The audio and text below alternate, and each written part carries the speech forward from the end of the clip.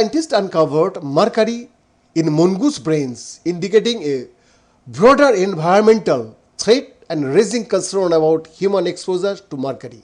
Exposure to mercury is extremely neurotoxic in most chemical forms. Even scientists who study mercury compounds are at risk due to potential exposure to Hg.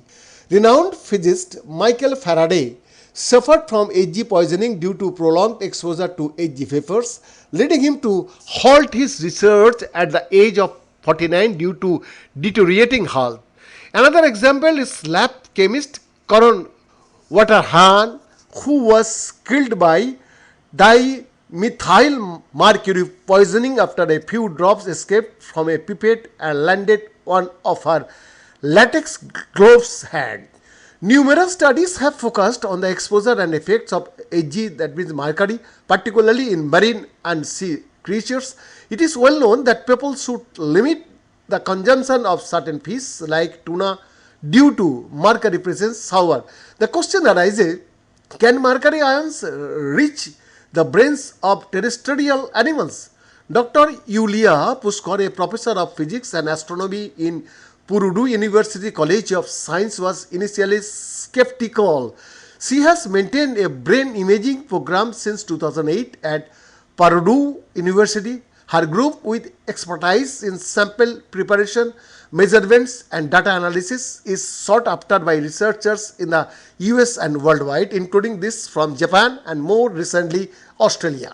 Puskar's research group was tasked with checking for Hg in the brains of mongooses collected on Okinawa Island. Surprisingly, brain scans revealed mercury in these invasive animals. The research group refined the scans, achieving a resolution of a few tens of nanometers to observe the affected brain cells. Their collaborative findings were recently published in the journal Environmental Chemistry Letters. The mystery of how mercury enters the mongoose brain remains unresolved. Possible sources include they drink water from their entry, birds' eggs they consume, mineral exposure, or even the air they breathe. One thing is very clear, this is a very bad sign.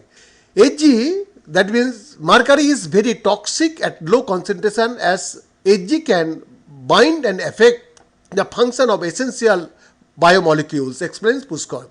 Efficiency of detoxification will depend on uptake and binding constant inside detected accumulations and potential leakage from this if brain cells die. As of now, there is no known way to safely dissolve these aggregates from tissue, and there are no reports of reversing Hg poisoning of neural system. The main approach we should all take is to avoid any exposures, especially chronic ones like in Faraday's case. Researchers told, I was skeptical whether any Hg could be detected. Usually neurotoxic elements, even if they get into brains, are present in ultra low concentration, explained Puskar. We took these specimens to the advanced photon source at Argonne National Laboratory, where brains were exposed to intense X-rays, defying my skepticism. The Hg signal was present. Beyond the report.